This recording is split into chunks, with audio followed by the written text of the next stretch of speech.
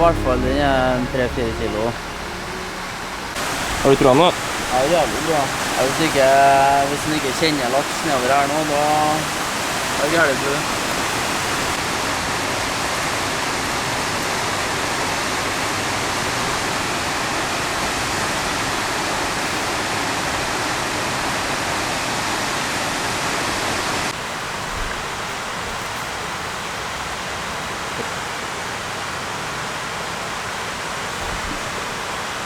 Ja. Så kan jeg få være... Oi, det var en sånn head and tail her, hvis du skjønner det.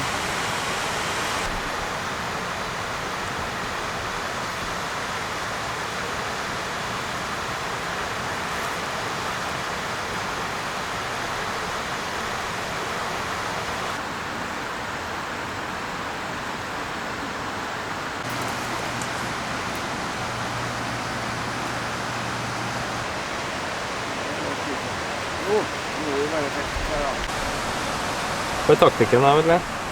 Hitch. Eneste taktikken som funker. Ja, det funker. Det meste funker jo, men hitchen er jo jævla artig å fiske med. Det er veldig synlig fiske. Det er artig å se hvordan fisken reagerer på flua i forhold til hvordan du fisker. Om du fisker fort eller sakte eller inntrekk, eller... Den her er jo hjeltygga fra før av. Det er jo egentlig stor nok til å fiske en større hitch, men hun er så jævlig klar. Jeg tror ikke det er nødvendig. Så det blir en liten her. Ja, vi går sånn da. Står liksom 4-5 fisker rett ned her nå. Størsten på kanskje 3. Rundt 3, men 3 og 4 er en plass. Det var fint.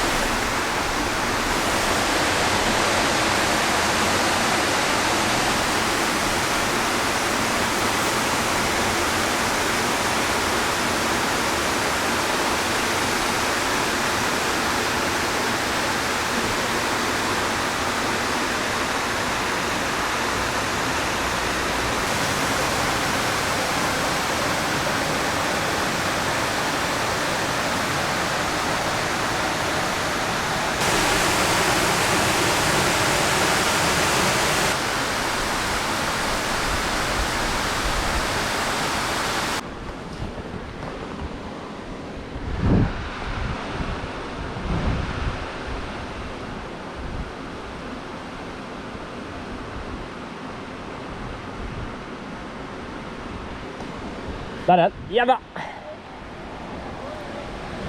Ja.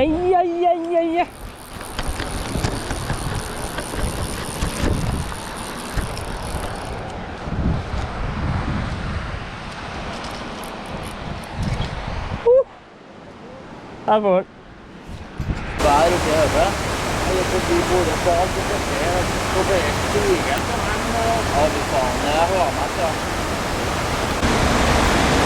Kvartestiltak i Søndjøla.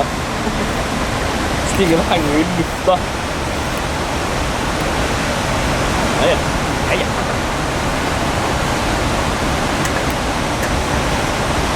Bra, jeg fornøyd.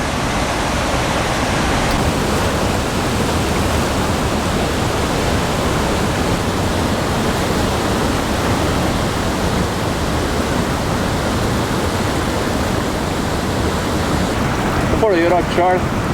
Ja. Åh.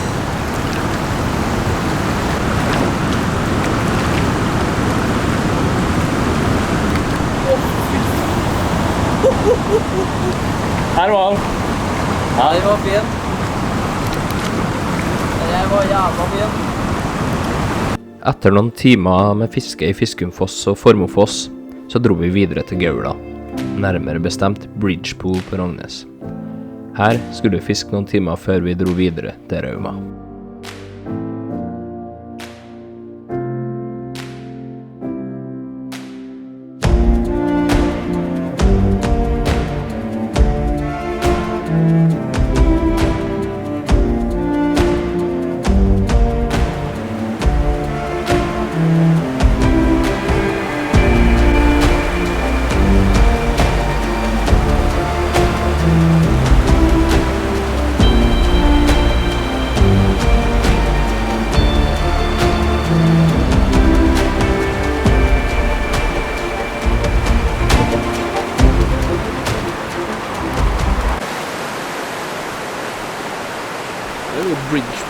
gaula. Fy flatas, sjekke her.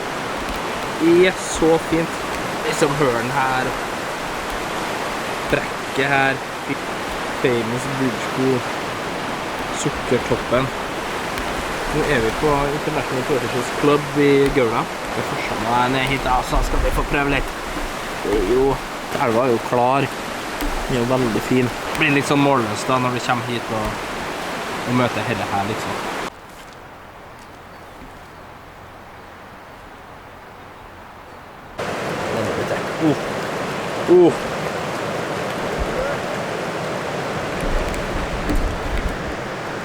Ja, nå er vi på Bruhølen på Rognes.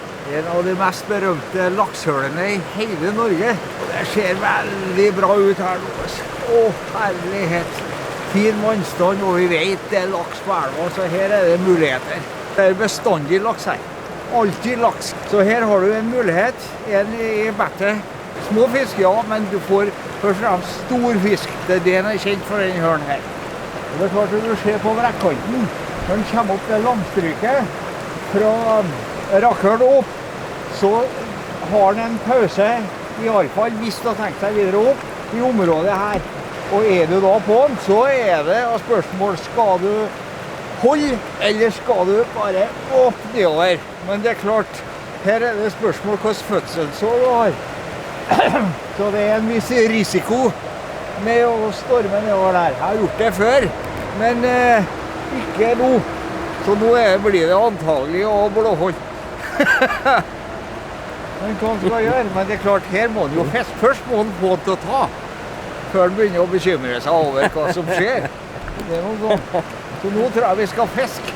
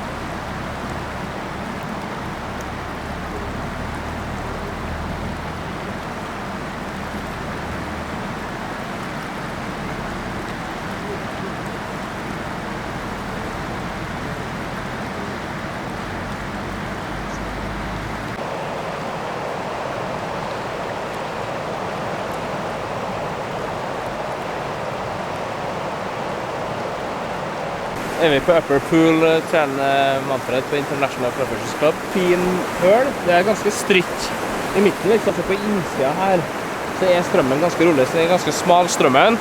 Så får den veldig sånn fin kant nedover her.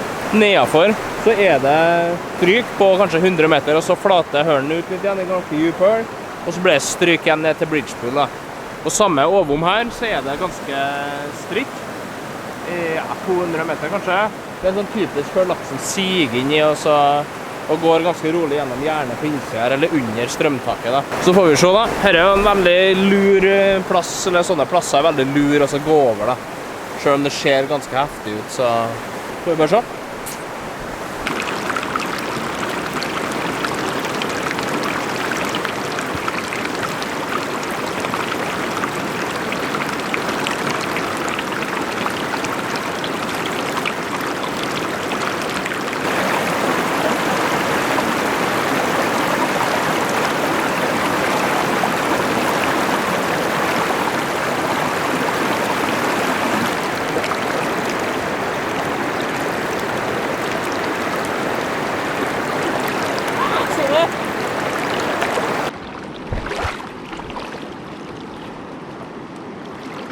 Nei! Så det! Inntrekk da, kunne ha vært sjøret, jeg vet ikke.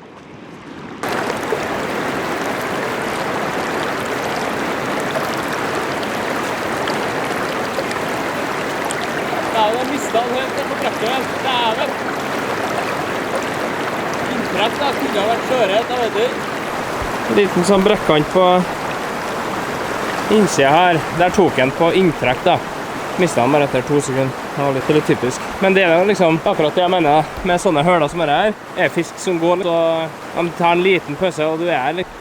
Da er han ofte litt igjen i bettet da. Nei, nesten. Men fy, for en plass! Det er så deilig! Gaula! Artig.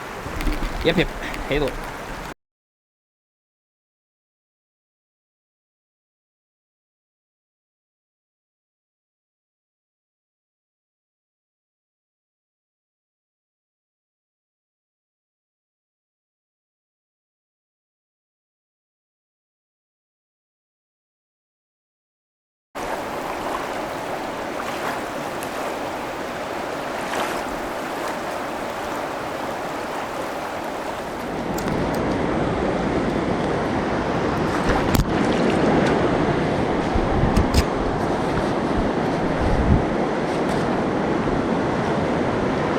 Oi, der er den.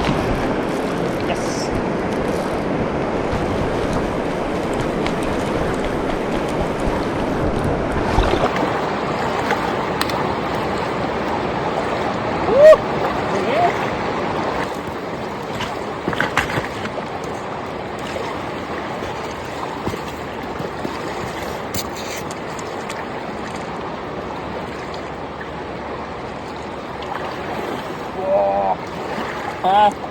Kult.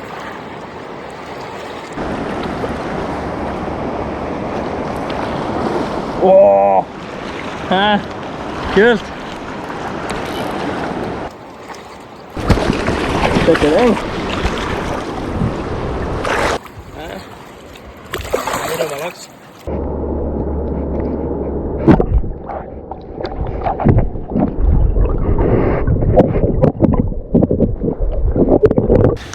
Nå har den Sondre fisk, og den er stor.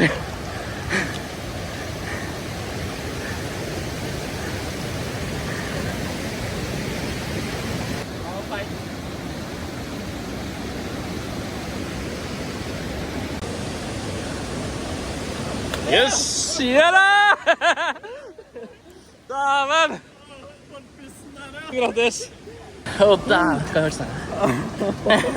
Akkurat når jeg skulle ta den. Så jeg får ikke se på det her. Ja, hva feil. Stor det her, altså. Fin laks, ja.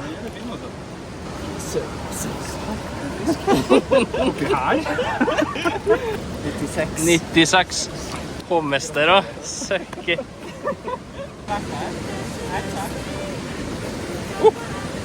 Ja da! Etter en god del reising og fisking i juli, skulle jeg fiske resten av sesongen i Stjørdalselva.